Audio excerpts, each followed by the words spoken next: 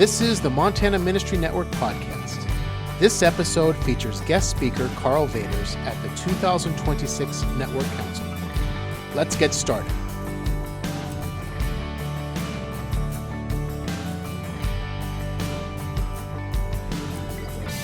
Good morning, everyone. Hey, come and find a seat. We'll get people out in the lobby to come on in, and we're going to get started this morning. Well, what a beautiful day we have out there, and I know we can all come and say, this is the day the Lord's made. I'm going to rejoice and be glad in it.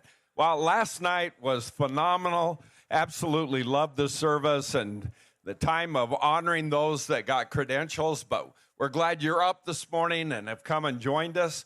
We're going to have one session this morning as a general session, and then we're going to break up and two different groups. We've got associate pastors and lead pastors, and then Joe Epley's going to come up here in just a minute. He'll give you a little bit more rundown of what his breakout session is going to be on. So, all right. We're getting them here. Joe, they're coming in. Why don't you come on up and share with us? Thank you, Pastor Dave. I had a few things to share with you about.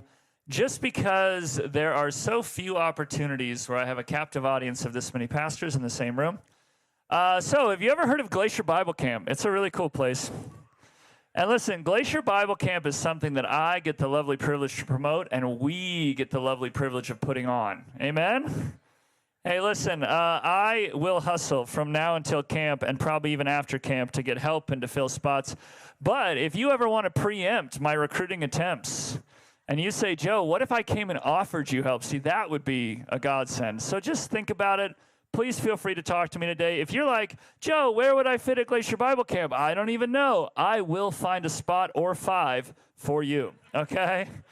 I promise not to run you ragged, but also please keep in mind, Glacier Bible Camp's a sprawling thing. If you have people in your congregation, people who make food or people who can have fun or people who can help us clean things, those are all important skills to have. You don't just have to bring cabin staff to camp. You can bring others. We would love it.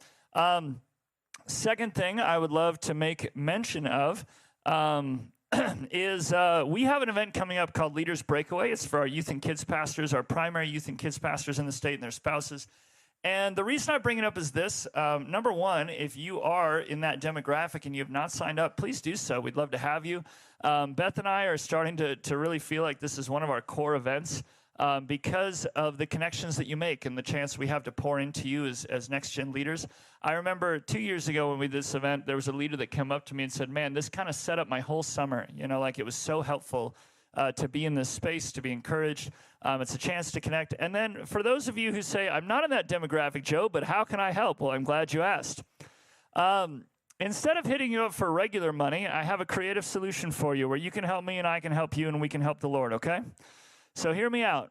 How many of you don't have to actually raise your hands, sorry. I will just, thank you, Pastor John, he's ready. But I would say something that I thought of the other day that could be an incredible financial blessing to us in our event, but does not necessarily cost you a dime. Anyone ever heard of Thrivent? Some of you have Thrivent in the room. And if you don't know it yet, Thrivent comes every year prepackaged in your life insurance and other policies with these things called action plans. And what you can do is you can typically with Thrivent give some of your money. It usually comes in the form of a debit card to a nonprofit or an event of your choice.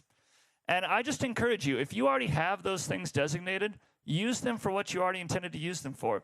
But imagine with me if 8 of us in this room who had, let's say, unused Thrivent money that we could claim through our Thrivent policies and could send those gift cards to the network office, I could raise $2,000 and not cause anybody a dime. You know what I'm saying? Like, that'd be really fun. So think about it, please. Just pray about it.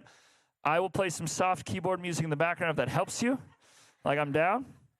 And then the final thing is, and I'm going to pick on Pastor Randy a little bit, I enjoyed the exact moment on the platform last night where I realized that Randy had completely forgotten what my breakout was about because he just said, Pastor Joe's doing a thing, and move on.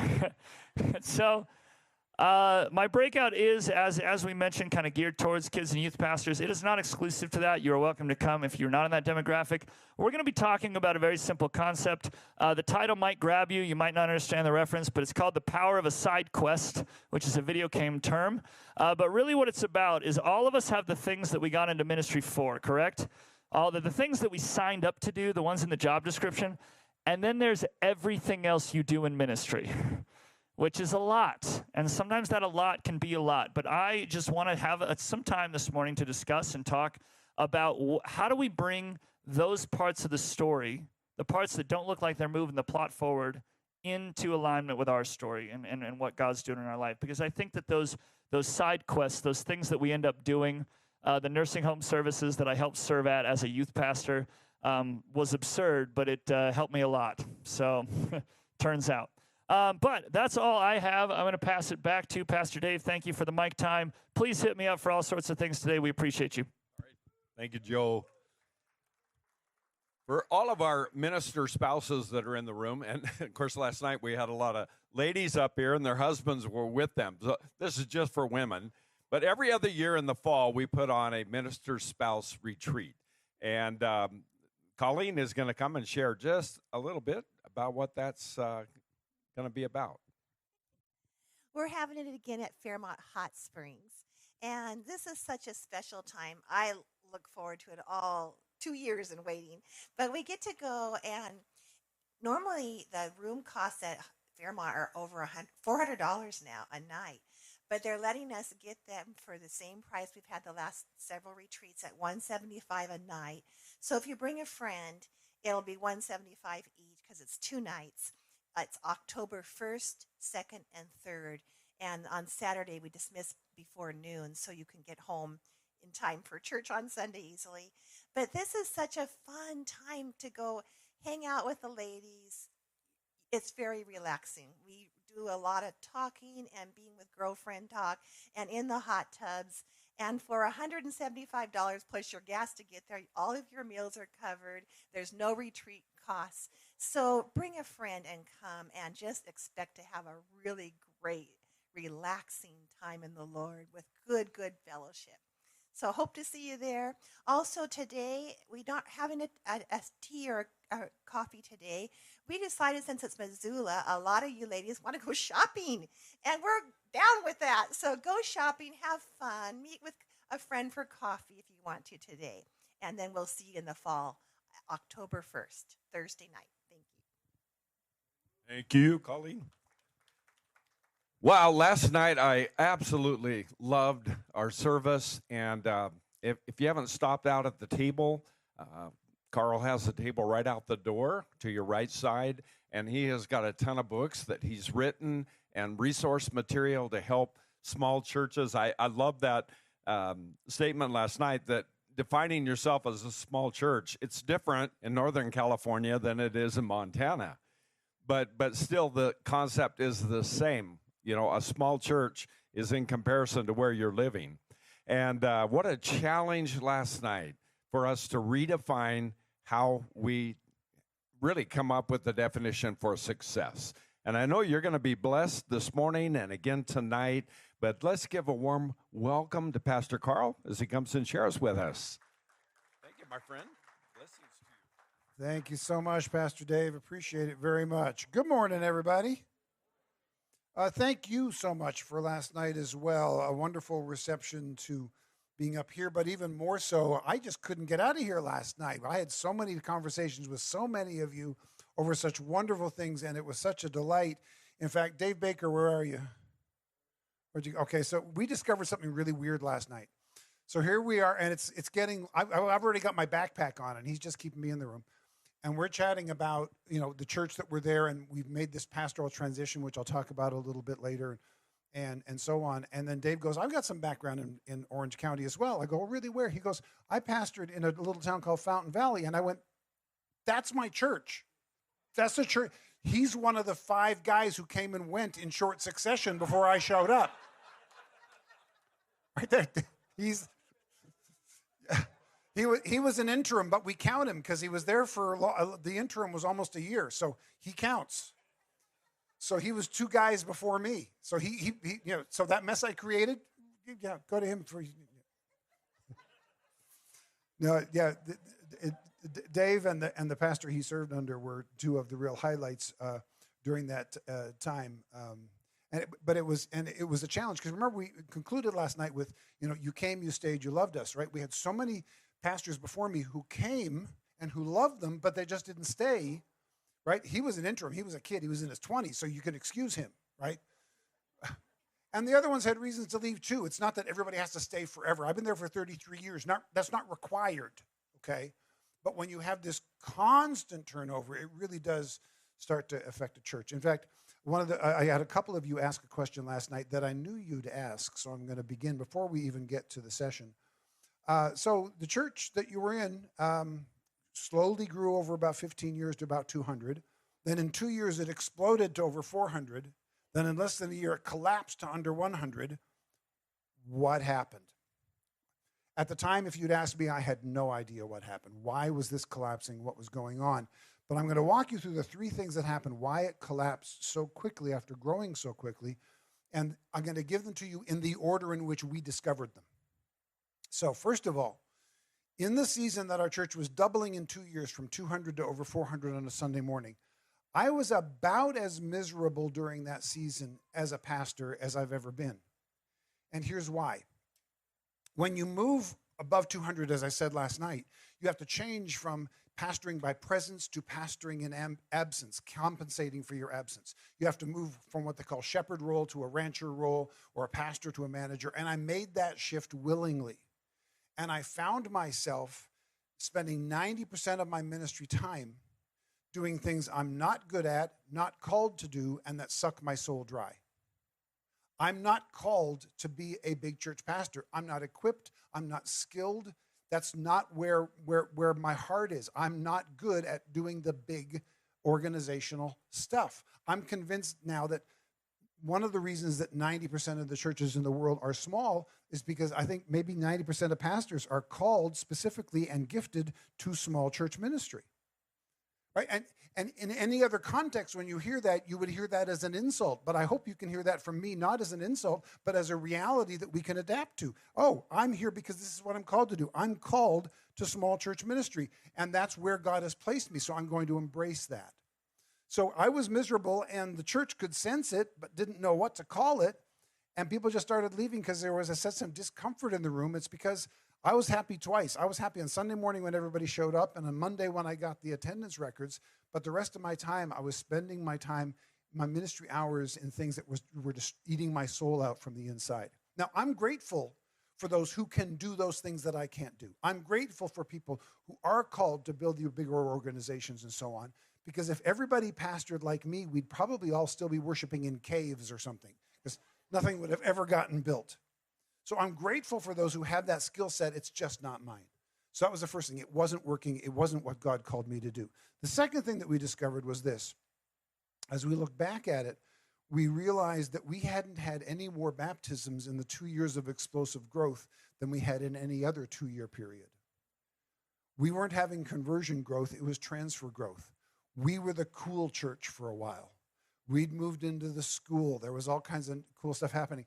For a while, for about 6 months, we had on the worship team, we had a turntable on the worship team. It was so cool. It was, I mean, it got out there. You're not going to believe it. That church got a turntable artist on the worship team, and it's kicking. It's really working.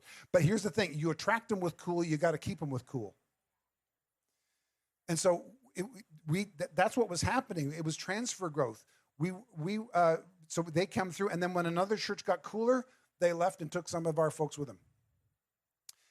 Chasing cool is death. It's not going to work. So first thing, I was miserable. Secondly, it was transfer growth. And then thirdly, when we had that explosive growth from 200 to 400, I actually went to our deacon board and said, okay, I got to hire a bunch more staff because we've got staff for a church of 200. We've got 400 all of a sudden. And in fact, I want to hire enough staff for a church of 600 because we're going to be there in about a year or two. They agreed. So I hired enough staff for a church of 600 people. And that was another issue that I had to deal with when the collapse happened, right? But the reason I had to hire staff from the outside is because I hadn't trained my own people from the inside. we were growing numerically, but we weren't discipling people. We had gone from babysitting basically 200 Christians to babysitting 400 Christians. We weren't discipling people, we were entertaining bored Christians. And you can't sustain that. Well, you can continue to grow that, but you cannot sustain that, and it wasn't going deep. And so the plug got pulled on that. So those are the three things. I was outside of my gifting. We were doing transfer growth and not conversion growth, and we weren't going deep. So today, if we were to double, and right now we're at about the 200 point again. That seems to be our resting place, our shoe size. But if we were to double again over the next few years, we could do so without hiring anybody from the outside, because we have discipled our own people so much that we have a deep bench in every single position. And we've concentrated on that. In fact, we've got such a deep bench, we keep sending people elsewhere because we're a training and sending center now. And so by going back to the discipleship drawing board changed everything for us. So that's just to answer that question that I know many of you had in your mind. But for this session, we're going to take a look at big churches, small churches. What's the difference? And quite frankly, why does it matter? And once again, we'll put the QR code up for you. All of the notes for this session, last night's session, and tonight's session, everything from me is going to be there, including any of the information about the 100 Days to a Healthier Church online leadership series coming up.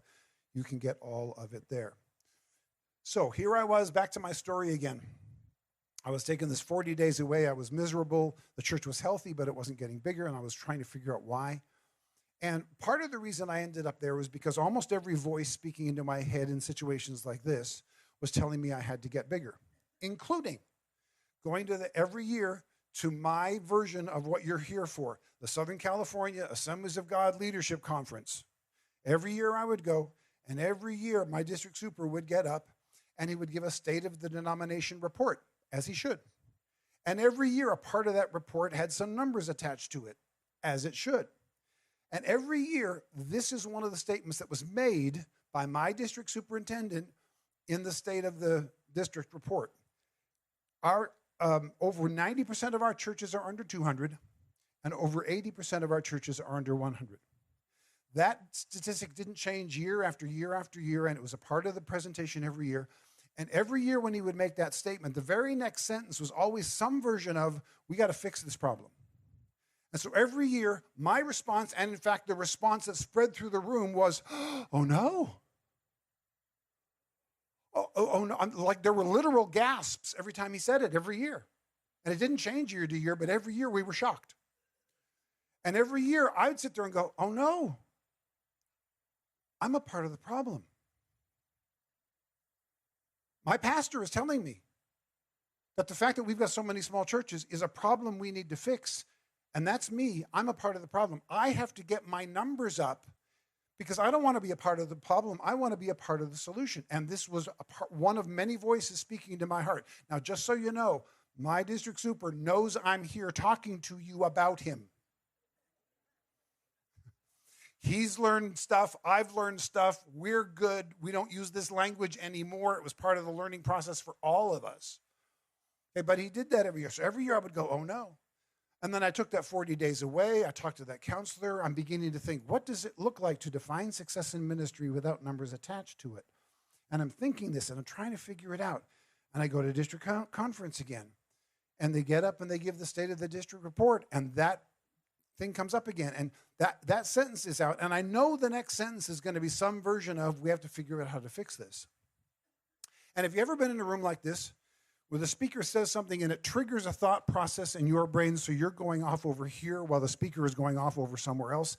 And for the next 3 or 4 minutes, the speaker might as well be Charlie Brown's teacher because all you're hearing is wah, wah, wah, wah, right? Yeah, maybe happening to some of you right now. I understand. Well, that happened to me. That year, he gave those statistics. And that year, instead of reacting with, oh, no, I reacted with, oh, so what? Okay, fine. My church is small. Okay, fine. We got a lot of churches. There's a lot of small churches. I don't care anymore. And whenever anybody says, I don't care anymore, what that actually means is they care too much to admit it to themselves anymore. I don't care anymore is a dangerous place. And I was in that dangerous place. Oh, so what? But I'm also curious and I'm stubborn. So when I ask a question like, so what? I want to find out the answer. So I looked around and I did some research and I tried to figure out, okay, so what? What does that actually mean? And here's what I discovered.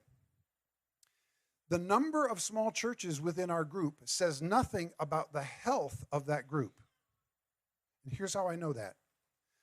I want you to imagine that a group of churches, let's say Assemblies of God District, is in a period of renewal and revival. Things are going great. God is moving. Amazing things are happening.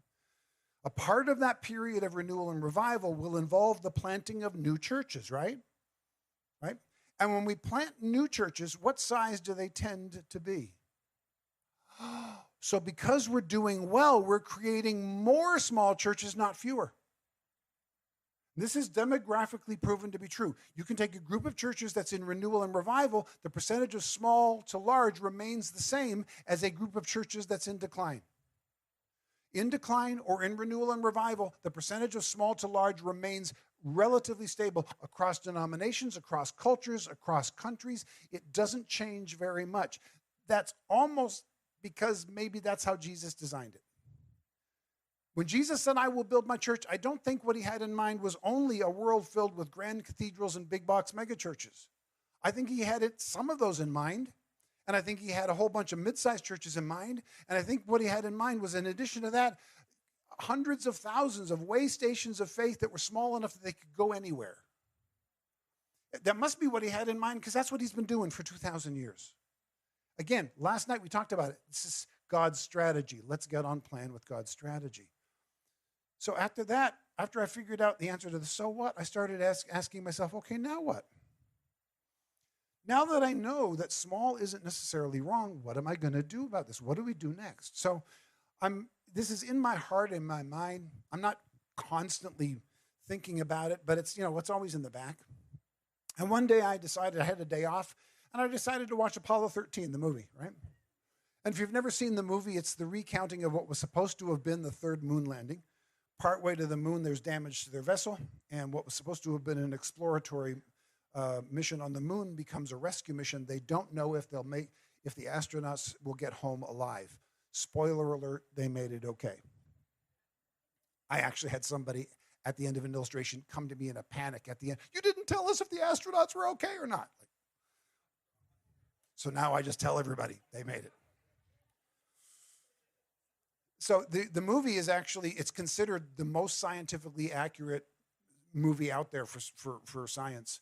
Because it goes really accurately about what happens. And it's one problem after another. And at one point, they rush into mission control, and they rush up to the head of mission control, and he goes, what's the problem now? And they go, they're running out of air filters.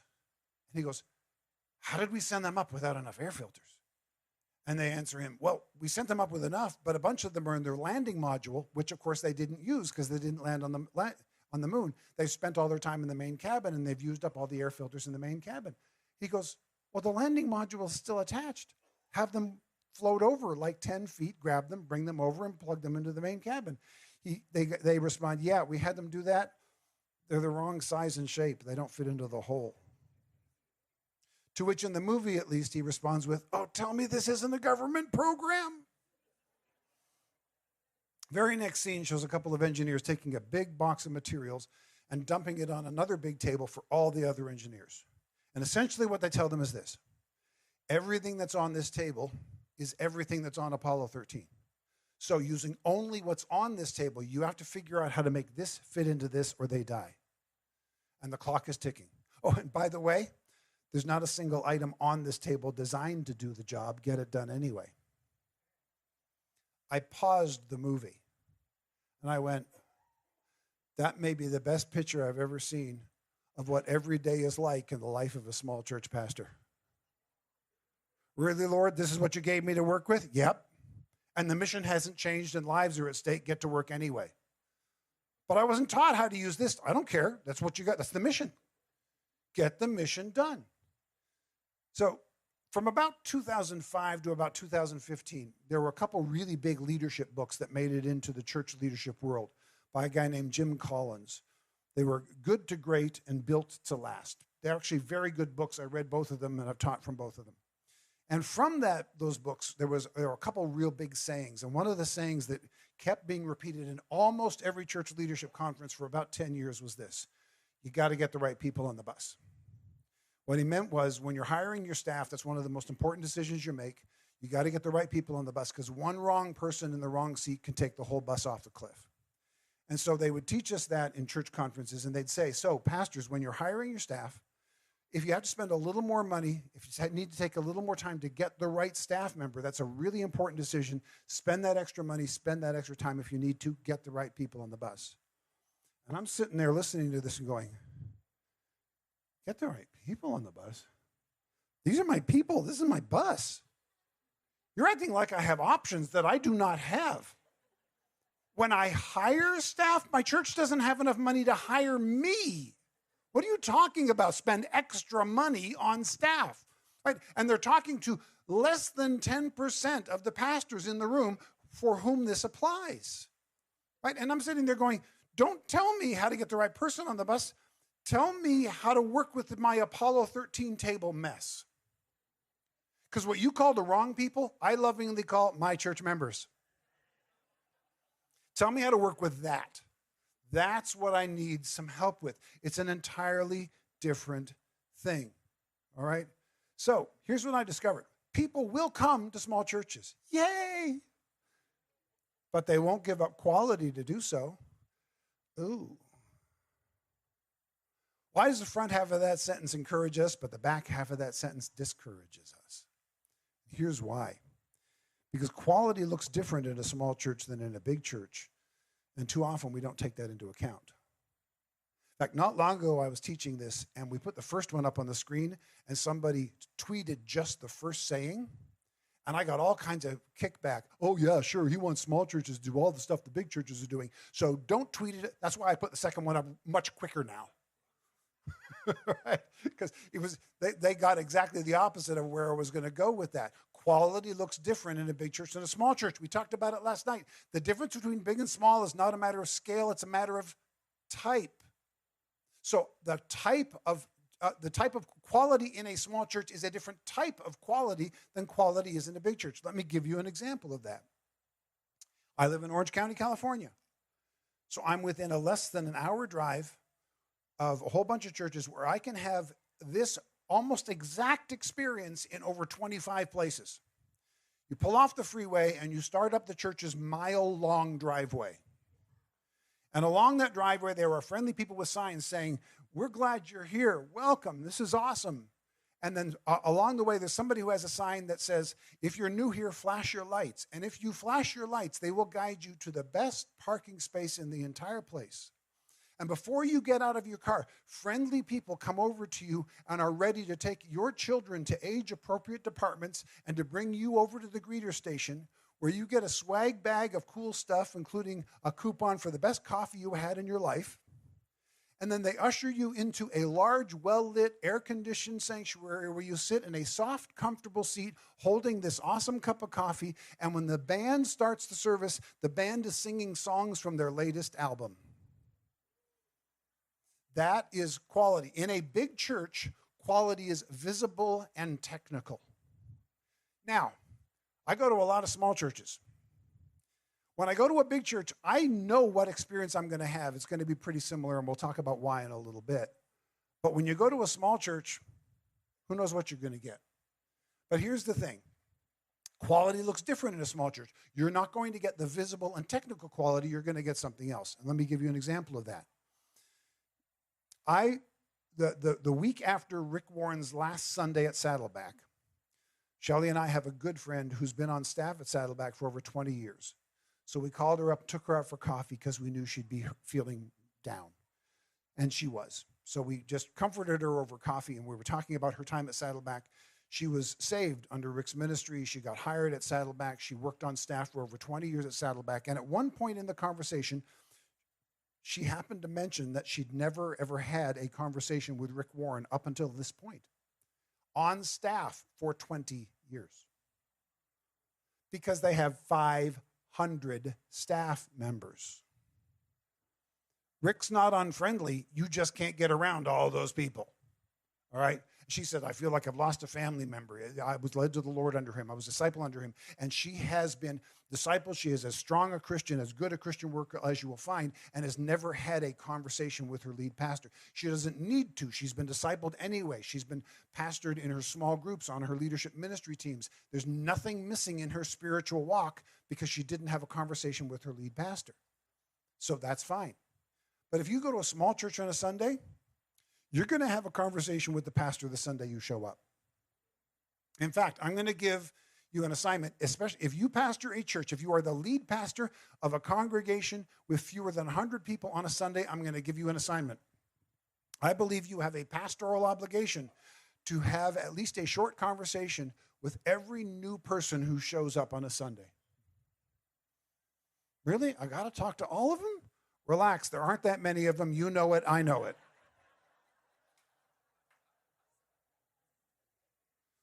Chill. You'll go weeks without having to have a conversation. Right? Okay, let's be honest about it. So what's the quality difference between the big church and the small church? In the small church, you show up, the pastor has a conversation with you. And if they show up the next Sunday, pastor, if you remember their name the second Sunday they show up, the likelihood that they will make your church their home church shoots way up high. Even if you didn't preach great that week. Because here's the deal. They can get better sermons on their phone without getting out of bed. That's not why they showed up to your church. If they're going to leave their bed, they want to get something in the church that they can't get at home. And the only thing they can get at your church they can't get at home is those relational connections. So let's go out of our way to do that. The small church's superpower is the relationship connection, and especially with the pastor. When I ask small church attenders why they attend a small church, they give me two main reasons. And the reason number one is this, because the pastor knows my name. There's about half the Christians in the world who attend small churches because they have this weird need to be pastored by their pastor.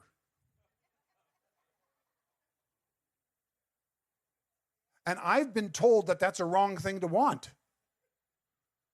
I've had the big church growth guys go, no, that'll just hinder the growth of your church. Nonsense.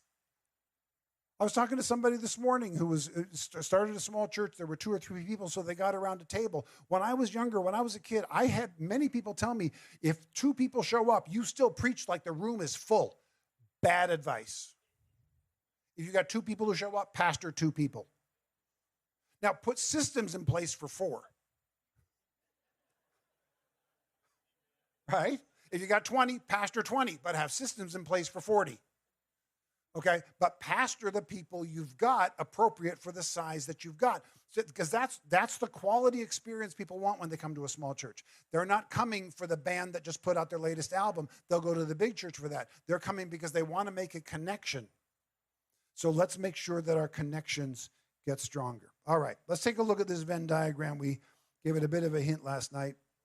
I came up with this Venn diagram to help us describe some of the differences between big and small churches. Because when I started doing the research into size differences between churches, anytime a book had an illustration in it, the illustration was always stair steps or a ladder. Small churches on the bottom, big churches on the top. And if you put small on the bottom and big on the top, what are you saying subconsciously about the value of small? You're saying small bad, big good. So I wanted to come up with a way of showing the differences between them without it having a quality difference, because there is no quality difference. And the Venn diagram answers that, and here's how. So the Venn diagram says this: the bigger your church is, the more you will have in common with other big churches. The smaller your church is, the less you will have in common with big churches. That's all. Not better or worse, more in common, less in common.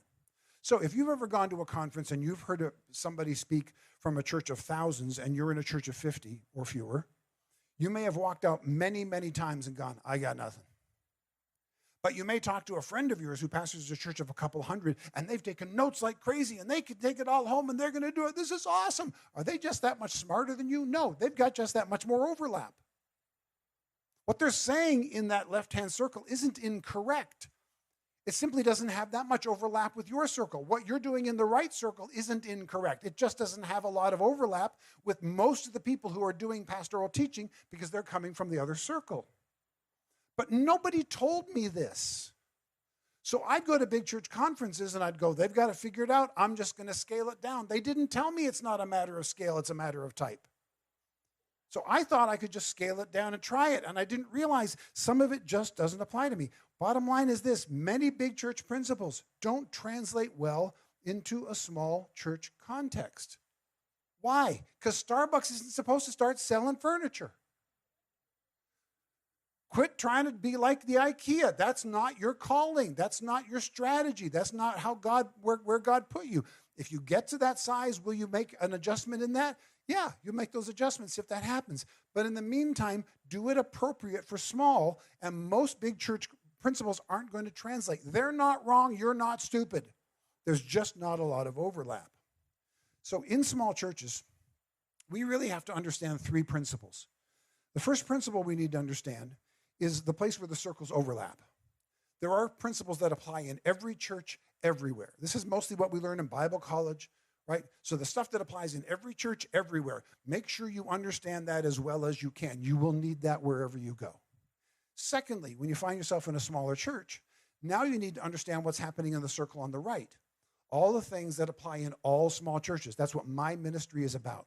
Here are the things that apply in small churches everywhere. And at this point, we've done it in multiple languages, multiple denominations, multiple countries. So what I stick to is the stuff that's worked everywhere. This is the stuff that we all have in common. But after we figure those two things out, you got this third part, so we're going to add these other circles. So while the overlap is what all churches have in common, and the circle on the right is what all small churches have in common, the smaller your church is, after you've figured out those two pieces, there's going to be a big part left over, and you're going to look at it and go, okay, this isn't like all churches. This isn't like all small churches. I think I'm the only church in the world that has to deal with this. And you're right. And here's how it goes. The smaller your church is, the bigger that third part is. And here's why. It's because of something called the law of large numbers. The law of large numbers is a sociological phenomenon that states that the bigger a crowd is, the more predictably that crowd behaves. That's why, as I described earlier, I can go to 25 megachurches near me and have virtually the same experience because of the law of large numbers. This is how every polling company works, okay? So if a Pew or Barna or Gallup wants to put a poll out into the field and figure out how the Montanans feel about something, right, they have to do three things right. One, they have to ask the right kind of questions. Two, they have to ask it of the right demographic mix of people. And third, and for our talk today, they have to have what's called minimum sample size. So you can't just survey the people in this room and go, oh, here's how everybody in Montana feels about, no, we're way beneath minimum sample size. Plus, we're not exactly a mixed demographic, right? A bunch of Christian pastors, right? But for this minimum sample size, we're way beneath minimum sample size. For Montana, you probably have to interview a minimum of 4,000 or 5,000 people, and then you're above minimum sample size, then you're in a large number, and then all you have to do is add zeros, and you're going to be right within a 3 or 4 point margin of error, okay? So how does that apply to the church? I want you to imagine that you pastor a church of 2,000, and you're at a conference where the speaker pastors a church of 20,000. Virtually everything the speaker says that they do at their church, you can probably do at your church. Just drop a zero and you're good to go. But they're 10 times bigger. Yeah, but you're both above minimum sample size. The law of large numbers says both of those sizes are going to behave predictably. You just have to scale it down. At that point, it is not a matter of type. It is a matter of scale. But what we think is, okay, I'm pastoring a church of 200. I'll just drop 2 zeros. No, because you're beneath minimum sample size, and it doesn't work that way. And if you're in a church of 50, it's even going to be more different. And then you can have 2 churches of 50. They can be in the same denomination, in the same town, on the same street, and you might as well be on 2 different planets. Why? Because they have 50 different people here than the 50 people over here. Now, I know the Church of 2000 here has 2,000 different people than the Church of 2000 over here, but the law of large numbers says they will have more in common than they have difference, even if they're of different denominations and in different towns. And I know this because I've explored all of them. And I tell you, once you get above 1,000 or so, the predictability takes over. And that's not a bad thing. That's just the nature of size, right? But the two churches of 50, why are they so different? Here's why. People. Right? In this church of 50 over here, when they say goodbye to one family, they lose their entire children's ministries department. Because when that one family left, they didn't just take all the workers, they took all the kids. Now, in the church of 2000, when they lose their children's worker, they don't close the department, they just get another right person on the bus. But little shifts can make big differences in small churches. Whereas in this church of 50 over here, there's that one person, and when they don't show up on a particular Sunday, we all love them, but when they don't show up on a particular Sunday, we all breathe a little easier, because at least this week we won't have that weird conversation in the church lobby. And don't any of you look at me like, I don't know what you're talking about, Karl. All my people are perfect. No, I know that's not the case. Here's how I know it. There's a principle. Here's the rule. Every church has been assigned one.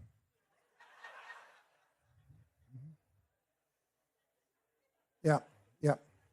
And if your church doesn't have one right now, some other poor church has two.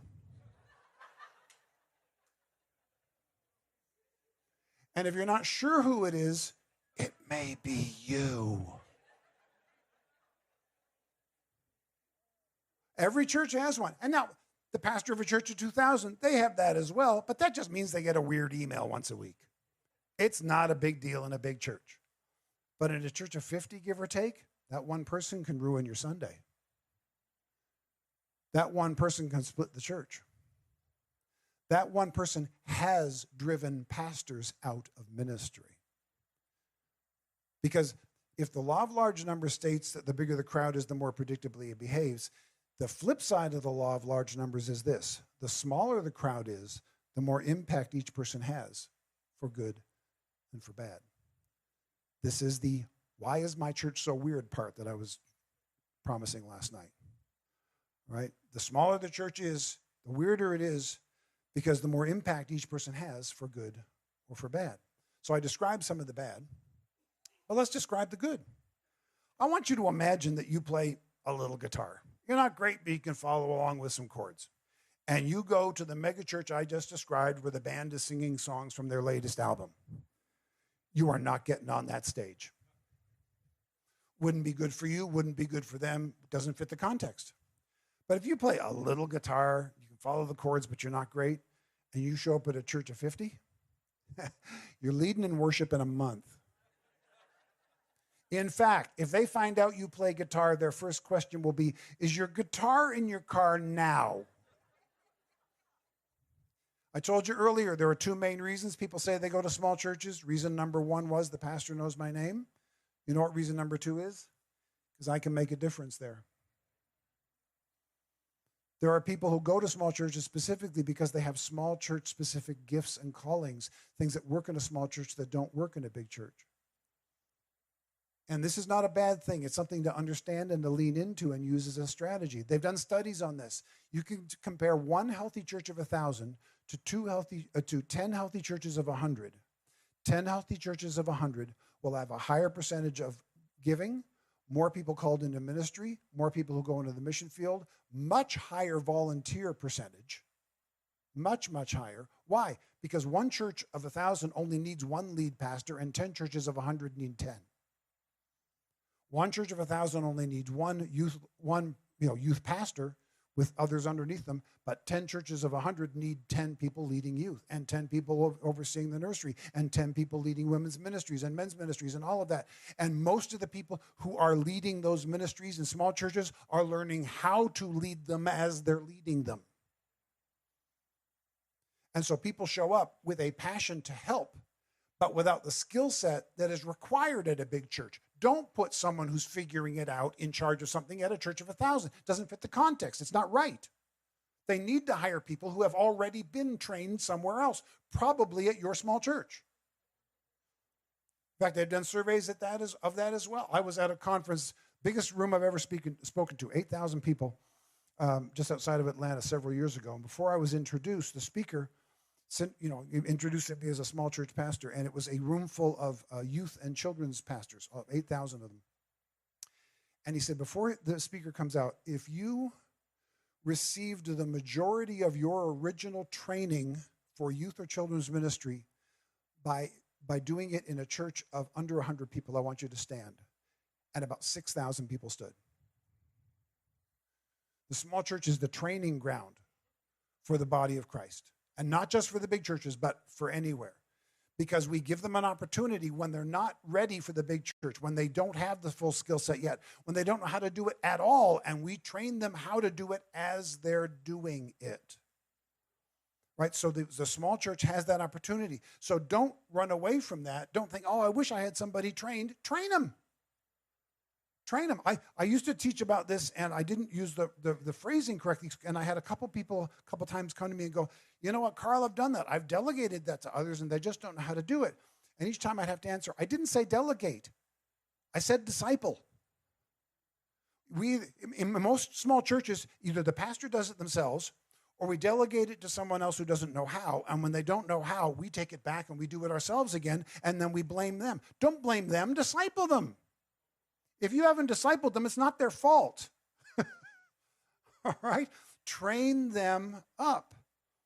Okay? So the bigger the crowd is, the more predictably they behave. The smaller the crowd, the more impact each person has for good or for bad. So give them opportunities for impact. And it's okay if they're not going to do it as well as you at the beginning, because you didn't do it as well as you at the beginning. Jesus was patient with you. Be patient with them. It'll be okay. All right, so let's take a look at some significant differences between big and small. I'm going to look at it in 3 different factors. And this will hopefully give you a filter. One of the things I hope out of this session, and I've had it confirmed by so many pastors and church leaders over the years, is that by this little next segment, I'm going to give you a filter by which you can determine what part of is overlapping with you and what part isn't. So the next time you go to a conference and the speaker's from a big church, or you listen to a podcast by someone who's coming from a big church standpoint, or a book or whatever, you can now listen to them, read their stuff, get their information, and you can start by going, okay, some of this might apply and some of it might not. I got to figure out how much overlap there is. But now I got to figure out, how do I know what's going to apply and what isn't going to apply? So this will help with some of that, okay? I'm going to give you a filter so that from this point on, you'll actually get greater value from our big church friends, because you'll know how to pick and choose a little better, okay? Let me walk you through this. Big church leadership emphasizes process, systems, and programs. And when I say emphasizes, I don't mean that that's what's important in the church. No, what's important in a big church is the same stuff that's important in a small church. Worshiping Jesus, serving in ministry, and all of that. But if you spend any time on a big church staff and in a big church staff meeting, you know that 90% of the conversation is about process, systems, and programs. Why? Because when you've got an IKEA-sized church, you need arrows on the floor, process, systems, and programs. Because if it falls apart even a little bit, the whole thing becomes mayhem. So they've got to talk about this. And one of the things I love about my big church friends is when they figure out a new process, a new system, or a new program, they tell everybody as quickly as they can. They are really generous in sharing what they learn. Nobody's trademarking any of this. They're sharing it with everybody. But so the fault isn't in them. The fault is that none of us are understanding clearly enough that not all of the stuff that they're discovering is going to apply in most churches. So they just share it because it worked for them, and they assume it'll work for you. You've got to decipher that. Now, processes and systems and programs matter in small churches as well, but they come secondary to these 3 other things. In a small church, what matters? Small churches need to emphasize relationships, culture, and history. So let's spend a few minutes talking about those 3 key words: relationships, culture, and history. First of all, relationships. As I told you earlier, one of the primary reasons that people say they go to small churches is because the pastor knows my name. They want to have a relationship with the pastor. And they're not wrong that part of their spiritual growth and maturity is because of a connection to the lead pastor. It matters to them that they have that relationship with you. So we need to lean into that instead of shying away from it. Relationships matter in a small church. Now, here's part of the challenge. Years ago, they started changing the name of greeters and ushers, and they started calling them the First Impressions team. And the moment I heard it, I loved it. Because greeter just usually means I just hand them a bulletin or what, and I don't know what ushing is. But when you tell someone they're on the First Impressions team, you're giving them a mission-based title and not an action-based title. You're telling them that your mission is to make a good first impression. That's a fantastic title for that role. First Impressions team, I embrace it. I think it's one of the best changes I've seen in the last 10 years or so. First Impressions team. Now, here's how it goes. Here's the difference between big churches and small churches in the relationships of the First Impression team. In a big church, the friendliest people are on the First Impressions team. So you put it out there, and you may even do a personality survey, and you have interviews, and you only let the friendliest, nicest people who know how to have subtle relationships with new people who are afraid to walk into a building. The friendliest people are on the First Impressions team. In a small church, everyone's on the First Impressions team, whether you want them to be or not. And here's a typical first impression in a typical small church. And again, I just told you all small churches are different, so it's not going to be this everywhere, but you'll recognize this. I want you to imagine that there's a couple, they're trying to find a church that they want to go to. And on Sunday morning, they're sitting in your church parking lot, and they look at each other and go, okay, are we going to go in this week, or are we going to chicken out and go back home again? Let's go in. Okay, they hold hands. Lord, we're looking for a church. May this be the church that you're sending us to. Amen. They go. They open the door, but they can't because it's the wrong door. They go over, they finally find the front door. There's nobody opening it for them. They open it themselves. When they open it, there they see a group of the friendliest people in the world talking to each other. What is it, especially about small churches, we all love talking to each other in the doorway. It's not just my church, right? It's every small church. We just love gathering in the doorway. So here now, these people who are already intimidated, think of it, coming to a small church for the first time is an extremely intimidating thing to do. It's really, really hard. Going to a big church for the first time is easy because it's like going to the mall. And they've designed it that way. They've designed it to make it easy to come in. Right? The statement they use is it should be easy to get in, but you shouldn't get difficult until they hear the gospel. The gospel should be hard, but getting to the gospel should be easy. And they're right. But in a small church, we're just, okay, they walk in, there are all these friendly people. And now these new people who are already intimidated about the process have to physically push their way through other people's relationships in order to get in your building. And that's the first impression you made. Okay. Yeah, I know. You don't want to raise your hand. Everybody's looking away. The people who didn't meet my gaze, I know who you are, and I know why. And that's the way it is in a whole lot of small churches. So we looked at that a few years ago, and we were like, okay, so how do I start? Everybody's on the First Impressions team. So how do we start to fix this? So I wrote up what I call the GIFT plan for friendlier churches. And GIFT is an acronym, and it stands for Greet Someone New, Introduce People to Each Other, Follow Up on Someone, or Thank Someone. And what we did was we told everybody, and I taught this for about a month, about welcoming the stranger, took all kinds of the scriptures about that, and I said, we want to become a friendlier church. I've been telling you to be friendlier, but I haven't told you how.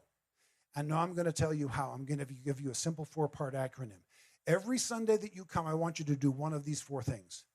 I want you to greet someone you've never met before, or I want you to introduce 2 people to each other who've never met each other before, or I want you to follow up on someone that you met recently, or I want you to thank someone for a job well done. You don't have to do all 4, but I'm going to ask for all of you to do one of those every Sunday you come. We started it with our leadership team and got them used to the idea and got them to the point where they were really liking it, and this makes sense.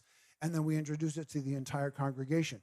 We then made up these cards that we handed to everybody. And on the front of the card, go ahead, the next slide. On the front of the card, it's got who will I gift this week?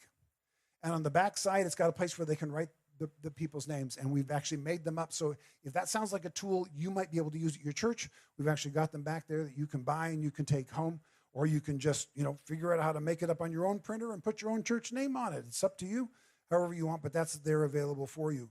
Okay? So this is one of those ways. We tell people to be friendlier, and we don't tell them how. Everybody on your church is in the First Impressions team, whether you want them to be or not. So let's train the entire church how to do it in a way that's memorable and simple. What I discovered was, since then, I've learned the term gamification. I didn't know the term back then, and I didn't know I was gamifying the process. Gamification is you take a task that otherwise might seem laborious or difficult, and you put aspects in it that make it feel like a fun game so that people want to engage in it. And these cards gamify the First Impressions process, because people started coming to me and going, I've got 6 weeks in a row on this. Or somebody else would go, I've got my G, my I, and my F. I'm going for my T this week. Right? They turned it, I didn't do that. They turned it into a game. These little cards just started doing all of that for us. And we kept coming back at it and coming back at it until finally it really changed the whole friendliness dynamic in our church.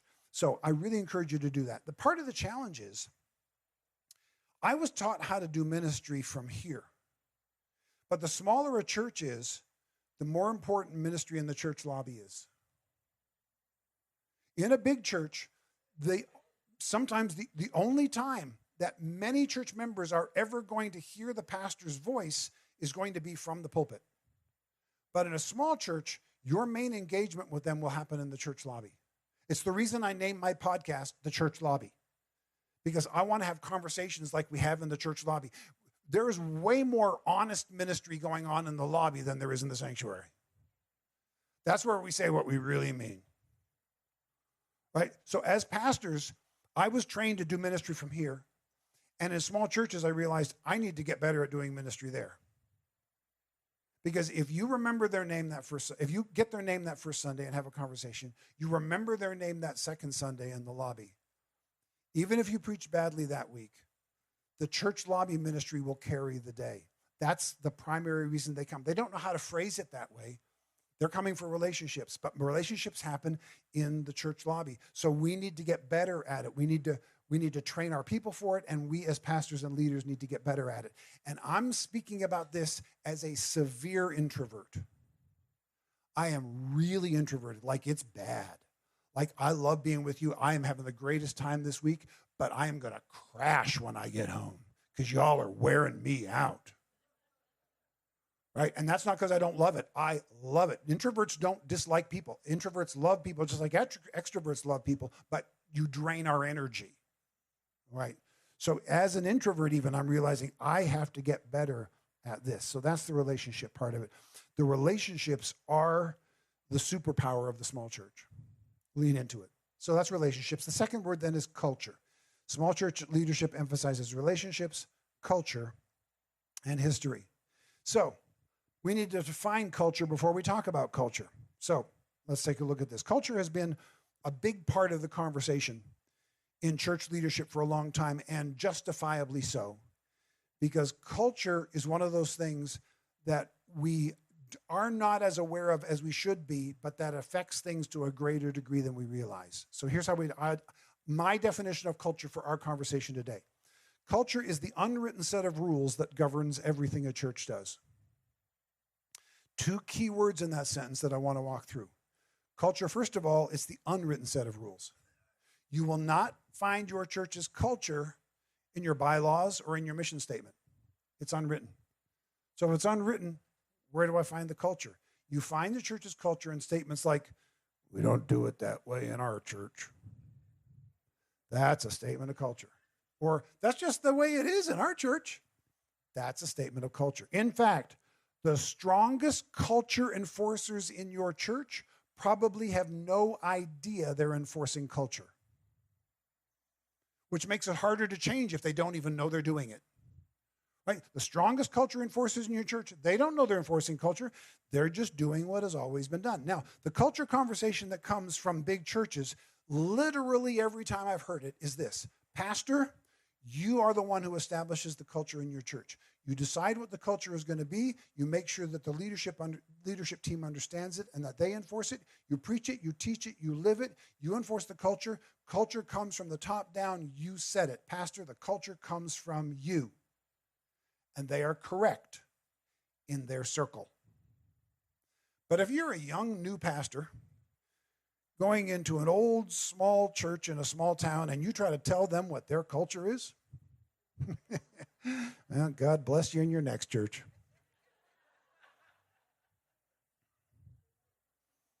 That is not going to fly. They're not wrong. That part of their circle just doesn't overlap with our circle. Here's why. Here's how it works in a small church. In a small church, pastors of pre-existing small churches don't set the culture. We inherit the culture. This is so important, and we're never told this. You've got to understand this. You're not setting the culture. You're inheriting a culture. And this is truer the smaller the town is, the smaller the church is, the older the church is, the older the average member of the church is, the newer the pastor is, and the younger the pastor is.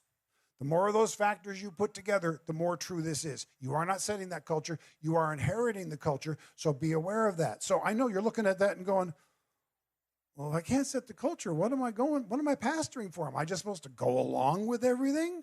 No, here's how it works. There are ways that you can change the culture, but you've got to take these 3 steps. So if you are a pastor in a pre-existing small church that's trying to figure out how to fix the culture, again, the unwritten set of rules that governs everything a church does. Let me give you a little more definition of it before we go to the next thing. Jesus' parable of the sower is a parable of culture. The seed is the mission, and the seed is good everywhere it lands. There is nothing wrong with the seed. Whether or not the seed grows depends on the culture on which it lands. So the first culture that it lands on, Jesus describes as the pathway. It's hard. It doesn't penetrate at all. The birds pick it up and it's gone. This is what I call the stubborn church culture. We don't do it that way. It doesn't penetrate at all. And if you've got a stubborn culture, do not go at it with a jackhammer. They'll just jackhammer you back. What does a hard soil need? They need water slowly over a long period of time to help soften them. So if you've got a stubborn culture, you need to go in softly and slowly, and you need to have the water just soften their hearts. You need to help soften their hearts. The second kind of culture is the culture where you put the seed out there and they go, that's a great idea. And then nobody shows up for the planning meeting. This happened at our second church, the one in the Redwoods. It was way up in the hills. Hill people are interesting. They are interesting. They were for everything, but there was no follow through. This was the shallow church. And Jesus says, in this soil, it goes in, it grows up, but it doesn't have enough depth to grow a root, so it can't last. That's the shallow church. So if that's the case, you need discipleship. You need to help them go deeper. And then there's a third type of culture. The seed lands on it. You put out the idea. They go, that's a great idea, Pastor. I'll add that to the 17 other things I'm doing at the church this week. That's the busy church culture. Right? Jesus says it grows up, but it grows up among other things that choke it out. That's the busy church culture. Of all the bad church cultures in American churches, this is probably the most prevalent one. And part of the reason is because we're looking at the big church that can do all this stuff, and we're trying to do all this stuff. And here's the deal. If you in a small church try to do everything they're doing in a big church, only smaller, you'll do everything they do only badly. You're not of the size for that. It's not a matter of scale. It's a matter of type. You need to figure out 1 or 2 things you do well and stick with those. You need to simplify it. Get rid of all the extraneous weeds and thorns and thistles. Get rid of the rest of it. Simplify it. And then the fourth culture, it goes in and it grows up a harvest. Why? Because it's been softened, it's gone deep, and it's been cleared of weeds. So for some of you, this last 3 minutes is going to be the most important talk of the week for you. Because in some of our churches, you've been fighting a mission battle, but you have to fight the culture battle first. Quit throwing good seed into bad soil. So if any of that sounded familiar to you, maybe you've got a stubborn culture, maybe you've got a shallow culture, maybe you've got a busy culture, maybe your bad culture is of some other type. You've got to fix the culture first. So how do you get the chance to fix the culture if you're inheriting it? Here are the 3 steps that you got to take. Step number 1 is this. You've got to know the current culture. Especially if you're new in an existing small church, you go in as a student. I'm going to pay attention. I'm going to listen to the things that are said between the sentences. That's where the culture is going to be found. It's not going to be on the surface. They don't even know it. You got to pay attention to what does that actually mean. Become a student of the culture. Know the current culture. Then step 2, show them what you appreciate about the church's culture. If you go in and all you tell them is what's wrong and what needs to be fixed, you don't have a chance. They're there because they like something. You got to figure out what that something is. Right? It might even be, I love the way you used to do such and such, but you got to find some common ground. They won't get where you want to get them until they get that you get them. Right? They've got to know, oh, this is the Apostle Paul. When I'm among the Romans, right? When I'm among the Greeks, when I'm among the Jews, I figure out what each of those groups has, where can I build that bridge? So become a student, know the culture, show them what you appreciate about the culture, and only then can you, step 3, receive limited permission to participate with them in moving the culture forward. Every once in a while, I'll have a conversation with other folks who do what I do, but who do so on a larger scale. Some of them are names you would know, but it's just weird that I'm now in some green rooms with some of these folks. And every once in a while, they will say something like, you know what? Small church pastors are my heroes. I could never do it. It would drive me crazy, but I so admire the small church pastors who do such hard work. And whenever I ask, why don't you think you could do it? What is it about small church pastoring that would drive you crazy? Every time their answer is this. They want to hire the right person on the bus and fire them when they're not doing their job. But the whole thing that we've got to do, where we got to go through all these steps to eventually receive limited permission and participate with them, and it's always everybody else involved in it, and you got to figure this out. Here's the way it works in a big church. They have the staff meeting. The pastor says, here's what we're going to do, and here's our budget. They go do it. Okay. Here's how it works in a small church. Before you have your official meeting where you make the official decision, you're going to have at least one pre-meeting and maybe a couple of them. And some of the people who will be in the pre-meeting aren't even in the official meeting. But if you don't get pre-approval from them, you are not going to get anywhere in the official meeting. So you have the pre-meeting, you get that pre-approval. Then you go to the official meeting, you fight through that, and you get official approval. And you're still not done because, folks, they're going to be a parking lot meeting. And the parking lot meeting is where it's decided whether or not we're actually going to do this and how. So if you're not understanding and participating in all 3 of those, you think you're just going to show up to the meeting with an agenda and you're going to get official approval and it's going to be fine, and then you can't figure out why it doesn't work. That's why it doesn't work. Did you have your pre-meeting and were the right people in the pre-meeting, and you just stick around for the parking lot meeting afterward where they figure it out how and when this is actually going to get done? And that whole dance, we'll call it, is frustrating for our big church friends. It's frustrating for us. But that is a skill set that the Lord will help you develop if you know you need to develop it. And once you've developed it, it is a skill set of great value. So don't run away from it.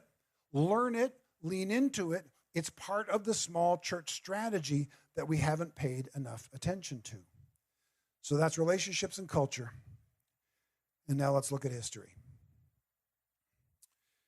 Small towns have long memories. And so do small churches. So if you're in a small church in a small town, you are doubly blessed. We say that with a smile and we laugh with it a little bit, but that should be true. A long history should be a double blessing, but why sometimes does it not feel like a foundation on which to build, but it feels like an anchor that's weighing us back? Right? Let's be real about this. A long history should be a foundation upon which we're building, but it doesn't often do that. So here's the deal. If you're in a place with a difficult history, it's tempting to want to fight it. But here's my advice. If you have a long, difficult history, do not fight it. You will lose. You cannot defeat history. History has an unbeaten track record of victory.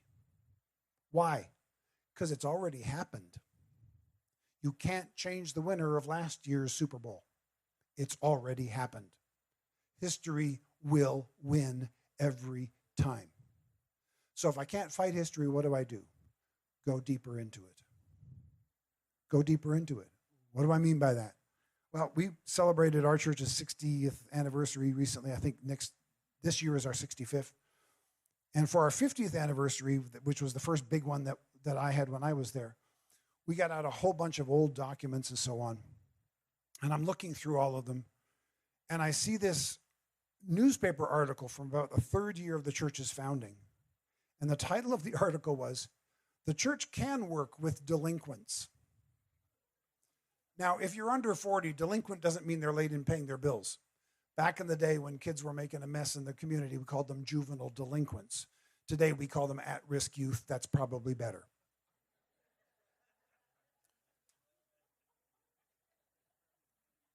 But back then, juvenile delinquents. And the article was an interview with our church's founding pastor. And the guy who wrote it, first paragraph, he says that he was a probation officer and a social worker. And he says, as a probation officer and a social worker, I searched for many months to find a church that was concerned as I was about the needs of juvenile delinquents, and until recently, I couldn't find one. And he describes how he went to church after church after church. Can you help us with troubled youth? And the reason they gave that they couldn't help was they didn't want troubled youth affecting their good kids, which I understand. But if we're not sending the light into the darkness, then what's the point? And then he describes how he met this young new pastor of this brand new church. And he describes the founding pastor of the church that I've been now at for 33 years. And he says, this new pastor, he says he wants to reach a new generation in a new way. And he's willing to try new ideas. And as I'm reading this, I'm going, wow, I'd never seen this before. And I'm reading this, and I lift my head up, and I look outside our window. And for the last 25, almost 30 years now, we have run the only skateboard park in our town. Why? Because at about years 5 or 6 when I was there, we resurfaced our parking lot, and all of a sudden there was noise outside, and I went out, and we had skateboarders everywhere because we had the smoothest surface in town. And I went back to my youth pastor, and we started talking about it. And we realized this was during the era where they actually had, in our Orange County anyway, they had bumper stickers, skateboarding is not a crime. Because everywhere skateboarders went, there were no skateboarding signs put up, and they were arresting kids just for skateboarding. But because they're kids and they're going to skateboard in places they shouldn't skateboard. So we thought, they're here. Do we put up signs or do we find some ramps? And we decided the churches on defense put up signs and churches on offense put up ramps. And so for over 25 years now, we've run the only skateboard park in our town.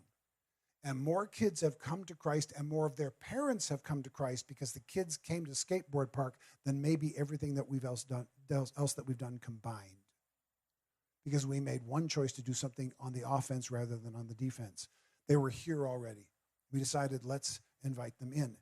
And I'm reading this, and I'm going, that was the dream of this church's founding pastor. So here's the deal.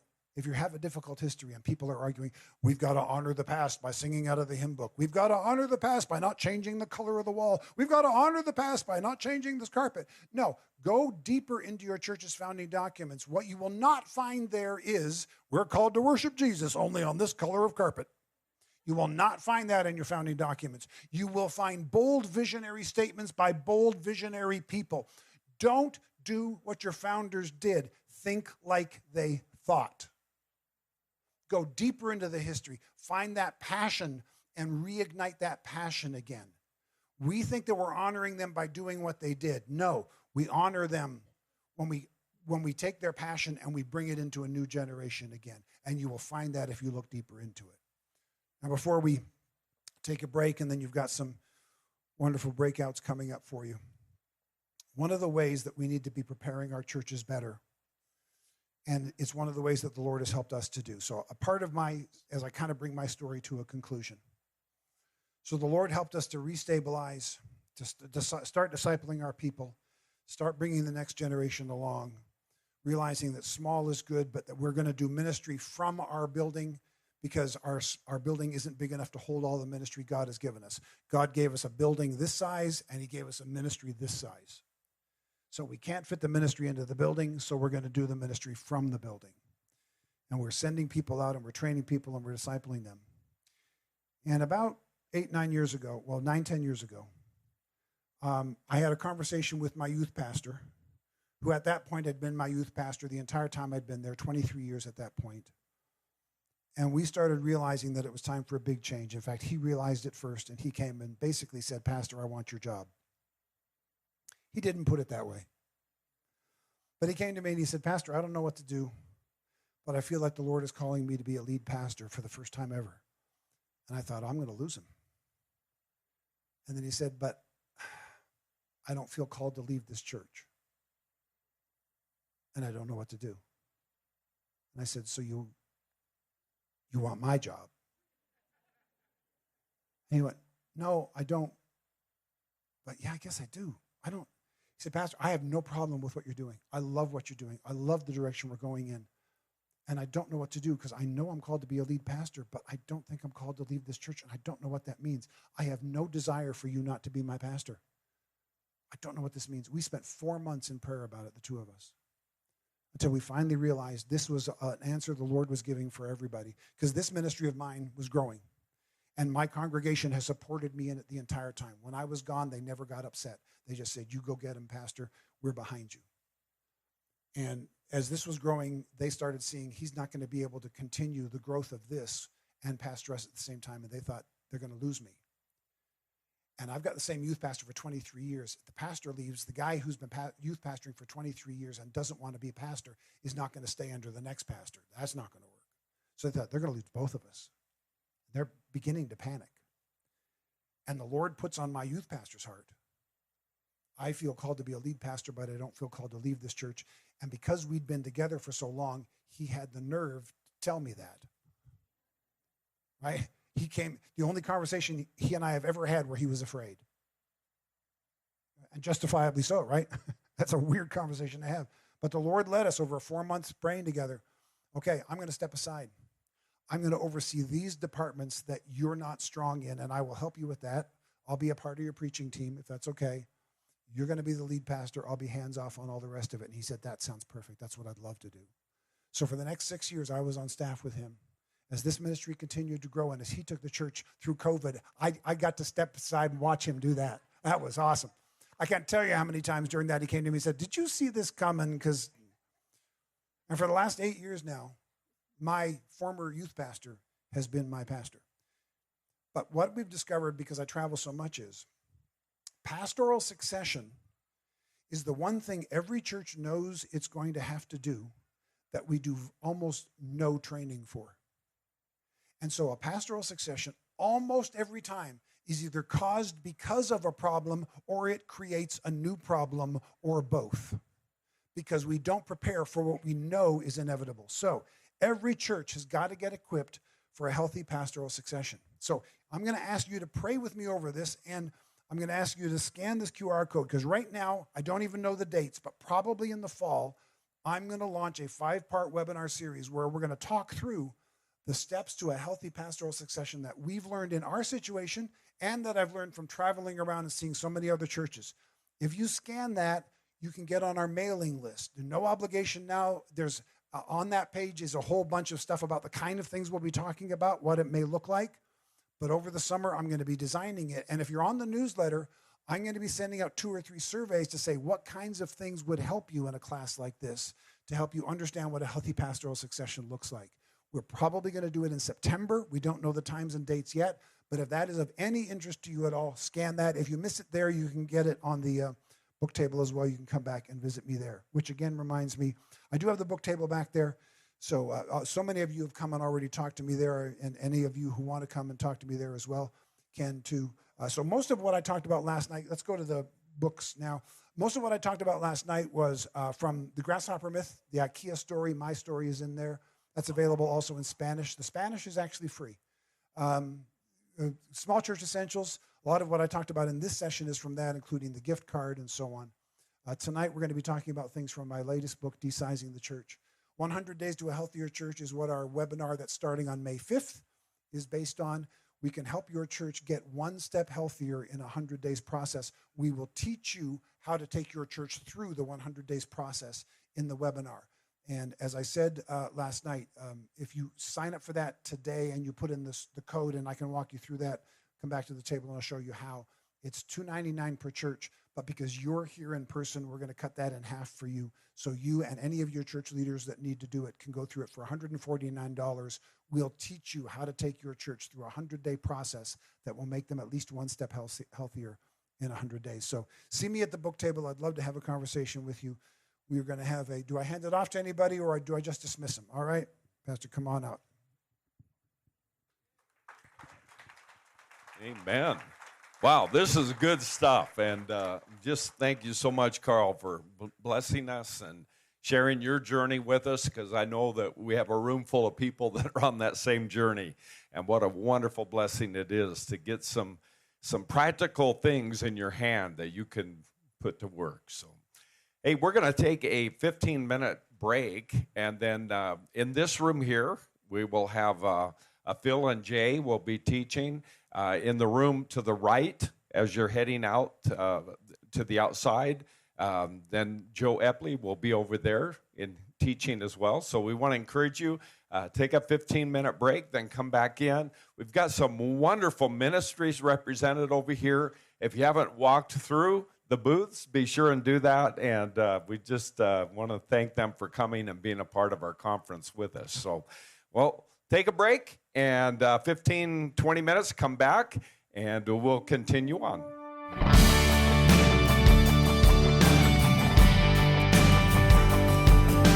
Thank you for listening to the Montana Ministry Network podcast. This episode and more can be heard on our iTunes, Spotify, and YouTube channels.